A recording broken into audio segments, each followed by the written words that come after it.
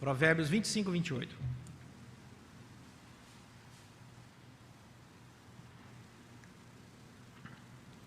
Eu vou ler uma vez, depois nós vamos ler juntos.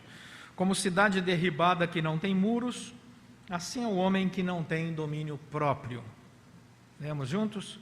Como cidade derribada que não tem muros, assim é o homem que não tem domínio próprio. A editora Vida Nova lançou recentemente esse livro, A Ciência Pode Explicar Tudo? Uma pergunta do John Lennox. Eu recomendo. O que esse livro trata? Quem é John Lennox? John Lennox é mestre em artes, matemática e bioética. Ele é doutor em filosofia e em ciência e é também professor emérito de matemática da Universidade de Oxford. Ele é membro emérito em matemática e filosofia da ciência no Green Templeton College e tantos outros títulos. Um cristão comprometido com a palavra do Senhor há muitos anos, cientista, acadêmico, reconhecido no mundo inteiro. John Lennox conta nesse livro aqui, já no começo do livro, uma história bastante interessante, quando ele começava a sua carreira como professor, e ele teve o privilégio de sentar-se ao lado do ganhador do Prêmio Nobel de Física, chamado Stephen Heinberg. E ali, naquele momento, ele estava tão emocionado, ele novinho, começando a sua caminhada ao lado do ganhador do Prêmio Nobel de Física, e ele dizia, eu tenho que fazer alguma pergunta, eu tenho que falar alguma coisa, e o coração dele batia acelerado. Então, sabendo que este grande cientista, ganhador do Prêmio Nobel de Física, não era um cristão, e já John Lennox era cristão, ele resolveu fazer uma pergunta para ele, que foi a seguinte: como a ciência moldou a sua cosmovisão, seu retrato mais amplo da condição e do significado do universo? Ele disse, eu estava interessado em saber se os estudos mais abrangentes tinham levado a refletir sobre a existência de Deus, só que, diz o John Lennox, que ao fazer essa pergunta, ele percebeu desconforto naquele grande homem reconhecido, ganhador do Prêmio Nobel, e ele ficou impressionado porque não houve resposta. E ele também desconversou ao perceber o desconforto daquele homem. Mas qual foi a surpresa, diz John Lennox, que quando acabou ali aquele momento, ele foi convidado pelo próprio ganhador do Prêmio Nobel para uma salinha para tomar um café. E ele foi, uma sala reservada, e chegou lá, tinha uma cadeira e o professor disse para ele, por favor, sente-se. E ele se sentou na cadeira e outros 3, 4 professores, também ateus, ficaram em pé ao redor, junto com aquele professor que tinha ganhado o Prêmio Nobel de Física, e eles fizeram a seguinte pergunta para ele: Lennox, você quer seguir carreira na ciência? Você quer seguir carreira na ciência? E ele disse, claro, senhor, eu quero sim. E ele disse, então, nessa noite, diante dessas testemunhas, você precisa abandonar a sua fé infantil em Deus. Se não o fizer, ficará intelectualmente deformado e será prejudicado em comparação aos seus pares. Você simplesmente não terá êxito. E o John Lennox escreveu, isso é que é pressão. Aí o John Lennox diz assim, imagine se fosse o contrário. Se grandes professores cristãos tivessem colocado sentado um ateu, professor ateu, e tivesse feito essa mesma pressão em cima do ateu, o que a imprensa e o que a universidade não diria?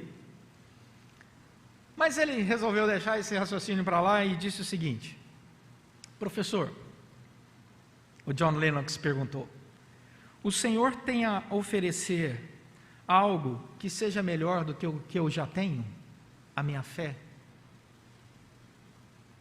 E o professor não conseguiu convencê-lo. E nós sabemos aonde John Lennox chegou. Apesar da palavra você não terá êxito, ele é ainda hoje um dos cientistas mais reconhecidos no mundo e continua cristão. Tão reconhecido que Todos os grandes cientistas participaram de palestras e debates com ele. Você pode encontrar, por exemplo, uma discussão entre ele e Richard Dawkins, falando sobre ateísmo e cristianismo. O que nós aprendemos com isso? Que aquilo que não nos destrói, nos torna de fato mais fortes. Aprendemos que nós estamos num mundo onde a vulnerabilidade é real. Nós vivemos num mundo que nos pressiona na vulnerabilidade, nos deixa vulneráveis socialmente. Nós vivemos num contexto, num mundo onde falta estabilidade política, social, econômica, policial. Essa vulnerabilidade de que nós não sabemos o que vai acontecer amanhã, como que a nossa nação e até o mundo todo irá andar, evoluir ou não nos próximos anos.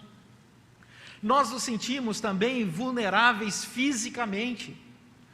Percebemos que a vulnerabilidade física permeia o mundo inteiro. Agora mesmo estamos todos nós aqui de máscara, o mundo inteiro está sofrendo com uma pandemia, uma vulnerabilidade física, um inimigo invisível. E eis que você se sente cada vez mais suscetível a essas armadilhas dessa vulnerabilidade física. Sentimos uma vulnerabilidade financeira. Hoje você tem um recurso, amanhã pode não ter, depois de amanhã pode até ser hackeada a sua conta e alguém retirar tudo que você tem ali no banco sem que você saiba. Eu me lembro que quando lançou o Pix no celular, eu disse para a Cris, eu falei, Cris, vai voltar o sequestro relâmpago, isso é um absurdo, não deu outra. Estamos vulneráveis. Se uma pessoa pega seu celular hoje em dia, ela sabe tudo sobre você, mexe na sua conta, debaixo de uma ameaça, é uma vulnerabilidade muito grande. Vivemos uma vulnerabilidade emocional, as nossas crises, os nossos abandonos, a nossa sede de amizade verdadeira, de companheirismo real, de amor que se abraça em todo e qualquer tempo, na alegria e na tristeza, na saúde e na doença, na prosperidade e na adversidade. Percebemos que os relacionamentos estão aí fluidos, escapam por entre os dedos, as pessoas se sentem cada vez mais sozinhas. E eis que Deus levanta, pela obra do Espírito Santo, homens para escrever o texto de Provérbios inspirado pelo Espírito Santo. E Provérbios é um livro escrito para quem sabe que precisa da sabedoria de Deus para vencer. Provérbios é um livro que o simples fato de você ir até ele já manifesta humildade.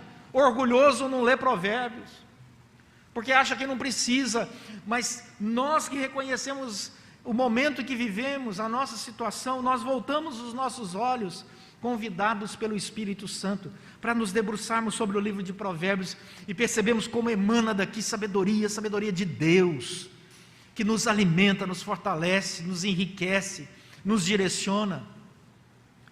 Provérbios não é um livro para quem quer continuar como está. Provérbios é um livro para quem quer mudar e mudar para melhor. Provérbios é um livro de sabedoria que o simples fato de meditar nele já é um passo de sabedoria. E quando você abre esse livro e reconhece que ele é a palavra de Deus com temor, este temor ao Senhor já é o princípio da sabedoria. E temos caminhado, e Provérbios chama a nossa atenção para uma série de imagens, uma série de figuras, dizendo para cada um de nós, observe a intencionalidade divina ao trazer essas figuras comparativas, para que possamos aprender o máximo da sabedoria de Deus. O livro de Provérbios, aqui, nesse versículo, diz que nós somos cidade. Ele diz assim, como cidade derribada que não tem muros, assim é o homem que não tem domínio próprio. O livro de Provérbios está dizendo, vamos imaginar que você e eu somos uma cidade. Provérbios nos convida a essa comparação. E ele diz assim, vamos pensar sobre a nossa vida nessa perspectiva. E se Deus está nos convidando a mergulhar nessa linda poesia aqui, tão sábia, dizendo, imagine que você é uma cidade, vamos com Ele. Humildemente inclinados, rogando o Espírito Santo que nos abençoe nesse meditar. na palavra para aprender. Somos essa cidade. E a primeira coisa que nós temos que lembrar é que a cidade é fruto de um projeto. A cidade não nasce do nada, como um passe de mágica. Você não pega aqui a Dutra e vai para São Paulo e um dia depois volta de carro de São Paulo e é isso que surgiu uma cidade. Não existe isso. A cidade é um processo. Às vezes planejado, muito bem planejado, às vezes não. Num primeiro momento, mas depois ela cresce, começa a se planejar. Mas planejada ou não, a cidade não nasce por acaso, ela nasce fruto de uma intencionalidade. Alguém pensou, alguém projetou, alguém desejou. E aí nós percebemos que a cidade, ela não é projetada para dar errado. Uma cidade, ela é projetada para dar aos habitantes dela qualidade de vida. Uma pessoa, quando vai morar numa cidade, ela sai do campo e vai para a cidade, ela busca qualidade de vida, ela busca emprego, ela busca educação, ela busca saúde, ela busca segurança. Quando, por exemplo, no Brasil foi se pensar em planejar uma cidade para que fosse a capital do país, engenheiros, arquitetos, pessoas que pensaram no planejamento urbano falaram: qual a melhor terra para se ter uma capital? Melhor vizinho. Qual lugar onde o ar é mais puro, o povo é mais animado? Então pensaram: Goiás. E a cidade foi planejada. Quando nós estamos numa cidade, nós temos acesso a tudo isso. E o texto vai dizer aqui que a cidade tinha muro para dar segurança. Hoje nós chamamos isso de condomínio. Um lugar cercado de muros que você dorme tranquilo porque alguém está te guardando. E nessa época, os muros tinham exatamente essa mesma função. Uma cidade com muros, uma cidade planejada, uma cidade edificada, quanto maiores os muros, mais seguros os muros, mais tranquilos os habitantes iriam dormir, trabalhar, criar sua família, porque o muro era sinal dessa segurança. O muro era resultado de um projeto. O muro trazia para eles a certeza de que alguém estava vigiando, alguém estava guardando, enquanto eles podiam relaxadamente seguir a sua vida. E quando a noite chegava e os portões da cidade eram trancados, e os guardas eram colocados, eles ansiavam pelo romper da manhã, diz a Bíblia, porque podiam ver mais longe se o inimigo estava chegando. Aquela cidade podia ter a certeza de que estava sendo bem governada, porque ela foi planejada com intencionalidade, ela foi pensada por gente que queria viver bem lá dentro, ter qualidade de vida, e por isso os muros eram tão importantes. Mas o texto vai dizer que a cidade aqui está com seus muros derrubados. E se os muros foram derrubados, é porque algum acontecimento jogou toda essa segurança visível no chão. E agora você não tem muro, você tem um montão de pedra. E agora, uma cidade sem muros, essa cidade que sofreu essa queda, ela expõe a sua intimidade. As casas agora não podem deixar mais as janelas abertas o tempo todo, porque qualquer inimigo que passar, mesmo ao longe, com os muros derrubados, consegue perceber se o dono da casa está acordado, se o dono da casa está dormindo, se ele está atento, se ele não está atento. E o inimigo ronda a cidade. E o inimigo pode avançar sobre a cidade a qualquer hora, porque a cidade está desprotegida. A queda dos muros trouxe essa insegurança. A queda dos muros não estava no projeto. A queda dos muros deixa o inimigo roubar, matar, invadir e destruir a qualquer momento. Portanto, quando o texto diz, como cidade que teve os seus muros derrubados, assim um homem que não tem domínio próprio, ela está nos convidando a uma reflexão profunda sobre os impactos da queda desses muros. Mas tem uma outra coisa interessante, é que a cidade pode restaurar os seus muros. Neemias foi a Jerusalém com uma missão, e a missão de Neemias era restaurar os muros. E a restauração dos muros se dá quando se percebe a importância do muro e a falta que ele faz. E que o projeto original da cidade é que ele tivesse aquele muro para dar segurança, proteção e qualidade de vida. E quando a sociedade se reuniu ali ao redor de Neemias para reconstruir os muros, isso simbolizava muita coisa. Simbolizava um reconhecimento do prejuízo da queda, simbolizava uma força que só o Senhor poderia dar para a reconstrução, simbolizava a importância da unidade em busca de um projeto comum para gerar segurança e qualidade de vida. Uma cidade com seus muros restaurados, ela volta a ter qualidade de vida, a qualidade de vida sonhada lá no projeto. E ela sempre trará à memória que um dia aqueles muros foram derrubados, mas nós conseguimos restaurá-lo. Um homem sem domínio próprio é comparado, aqui no texto, com essa cidade que teve os seus muros derribados. O que essa comparação traz ao nosso coração? Em primeiro lugar, assim como o texto disse, nós somos cidade planejada. Nós não somos obra do acaso. Deus nos planejou. Deus nos colocou aonde estamos com um propósito. Deus sonhou os detalhes da nossa existência. Deus já sabia que família nós nasceríamos, que país nós nasceríamos. Deus já sabia todo o nosso código genético. Deus sabia, quando nos planejou, qual o nosso potencial. E Deus nos chamou para habitarmos esse mundo com uma missão. Nós somos uma cidade planejada. Nós somos uma cidade planejada e detalhada pelo Deus que criou todas as coisas. Quando você vai para Gênesis capítulo 2, você lê, e se você observar bem os detalhes de Gênesis 2, você vai ver o quanto Deus foi detalhista, cuidadoso, em toda a obra de criação. Como esse Deus maravilhoso lá em Gênesis 2 disse assim: venha perceber como eu planejei você, venha perceber como eu planejei todo o universo.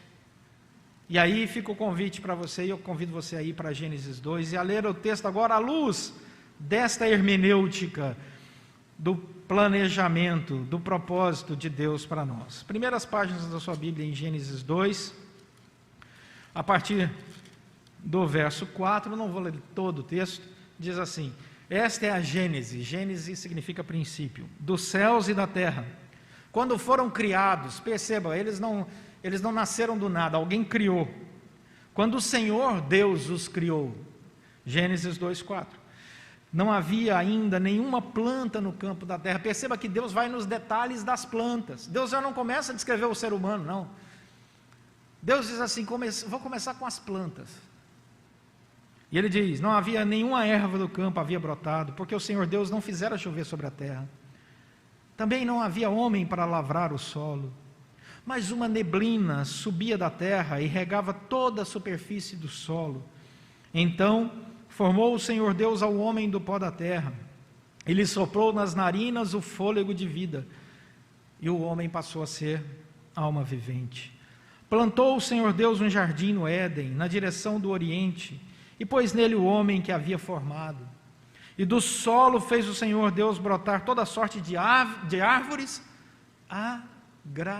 agradáveis. Eu desafio você depois a buscar numa chave bíblica. Quantas vezes a palavra agradável aparece na Bíblia? Quantas vezes a palavra agradável aparece na Bíblia? Deus cria um jardim para que ele seja agradável, coloca o homem e a mulher num jardim para ser agradável. Deus deseja que a vida do cristão seja agradável, que o louvor agrade ao Senhor, que suba como um aroma suave para agradar o Senhor. Deus ama coisas que são agradáveis. A fé é comparada pelo apóstolo Paulo como um bom perfume.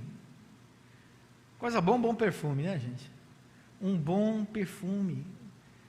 Que Deus maravilhoso, de bom gosto, né? Ele dá essas árvores agradáveis à vista e boas para alimento. Elas não são só agradáveis visualmente, elas são agradáveis e produzem frutos gostosos. Tudo planejado, tudo pensado. Viu que o homem, o texto vai continuar, viu que o homem estava sozinho, e disse: não é bom que o homem esteja só, vou fazer para ele uma companheira de caminhada. E o Senhor cria a mulher. Deus não errou no projeto, o projeto é lindo. Um homem, uma mulher, um jardim, tudo agradável. Rios que fluem, que coisa linda.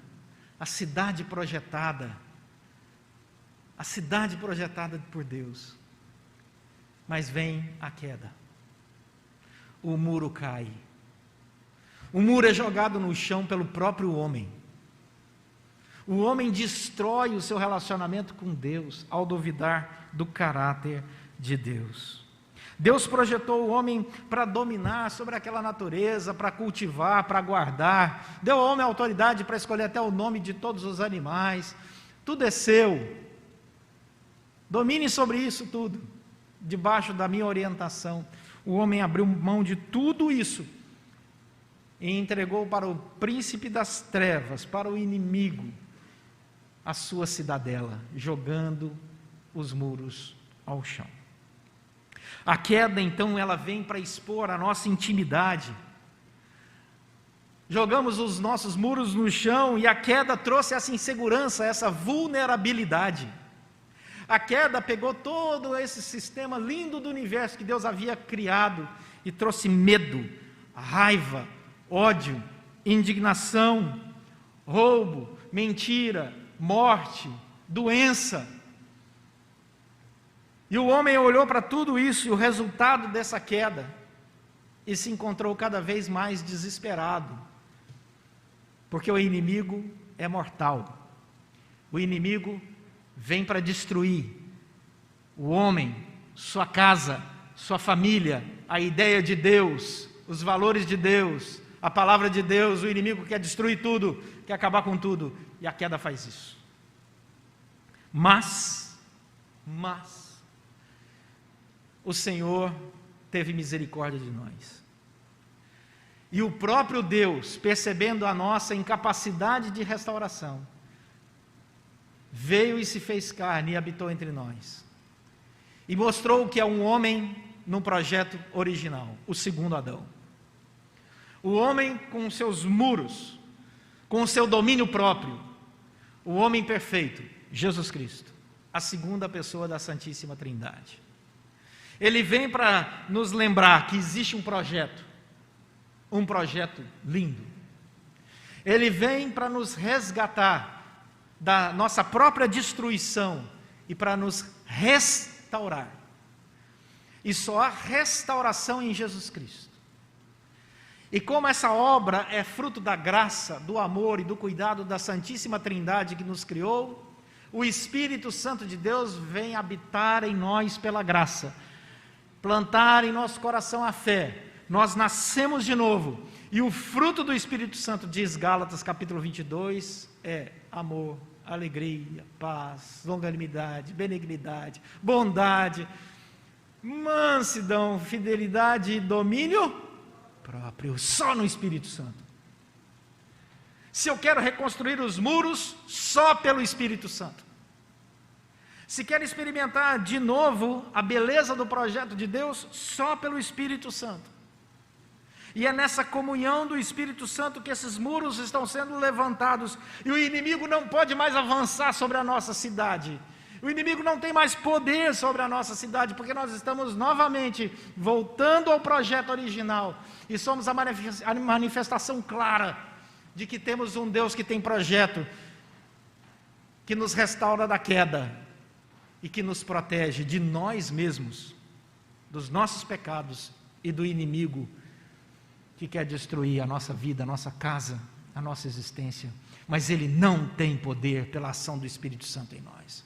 Porque agora dentro dessa casa habita o Espírito Santo de Deus. Agora dentro dessa casa os muros estão sendo construídos, reconstruídos pela graça do Senhor.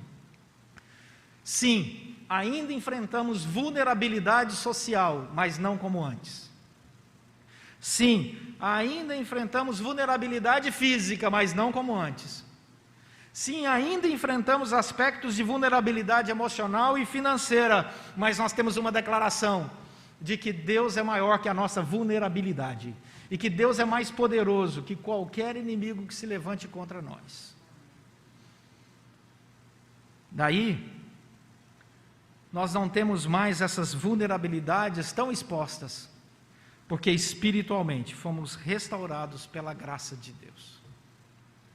E a pergunta que não quer calar é: tá bom, pastor Leonardo, e o que eu levo para casa?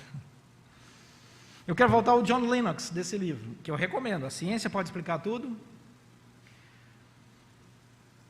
Esse homem foi muito bem sucedido e é um homem muito bem sucedido. Graças a Deus, está muito bem de saúde e fala muito bem. Apesar de todas as ameaças, apesar de jovem ainda ter sido exposto a um grau desse de vulnerabilidade, ele levantou os muros, se firmou naqueles muros e disse: isso aqui é fruto da graça de Deus. Ele percebeu ali Deus o protegendo. Ele disse: você não tem muro melhor do que esse de Deus para me guardar. Essa foi a resposta dele. Você pode me oferecer um muro melhor? Não, então desculpa, mas esse aqui para mim é o ideal, porque esse é o projeto de Deus para mim. Provérbios capítulo 16, verso 32 diz: melhor é o longânimo do que o herói de guerra, e o que domina o seu espírito do que o que toma uma cidade. Melhor é dominar o seu espírito do que tomar uma cidade, ser dono de uma cidade inteira. Lennox descobriu isso, não se deixou levar por essas ameaças, e é um testemunho que pessoas comuns, como qualquer um de nós, quando se firma na fé pela obra do Espírito Santo, vence os ataques do inimigo que querem achar brechas no nosso muro, e ele não tem poder sobre nós. Por isso, eu queria que você olhasse mais uma vez para a sua vida, e em nome de Jesus, para o livro de Provérbios, e mantivesse os seus muros bem estruturados, com oração, leitura da palavra, vida em comunhão com os irmãos da fé. É assim que o Espírito Santo deseja que vivemos para a glória do nosso Deus. Fomos projetados para andarmos juntos, fomos projetados para ser uma cidade forte, fomos projetados para não nos sentirmos expostos pelo inimigo, mas mais do que vencedores em Cristo Jesus. Amém? Vamos orar. Senhor, nosso Deus e Pai, muito obrigado, porque o Senhor nos restaurou, o Senhor nos regenerou para uma viva esperança, e o Senhor nos faz sonhar com a cidade santa, a Nova Jerusalém. Muito obrigado, Senhor, porque o Senhor tem dado a nós qualidade de vida para a honra e glória do Teu próprio nome. Ensina-nos, ó Deus, pela obra do Teu Santo Espírito, a produzir esses frutos no meio da nossa sociedade, no nosso lar, em todos os lugares, de amor, alegria, paz, justiça, bondade, longanimidade, mansidão e domínio próprio. Que essa fé que o Senhor colocou no nosso coração seja cada dia mais sólida, como um muro intransponível, aonde o Senhor reine de maneira completa e absoluta.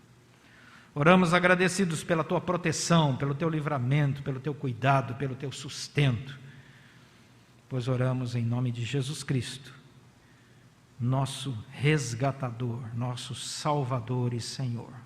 Em nome dele oramos.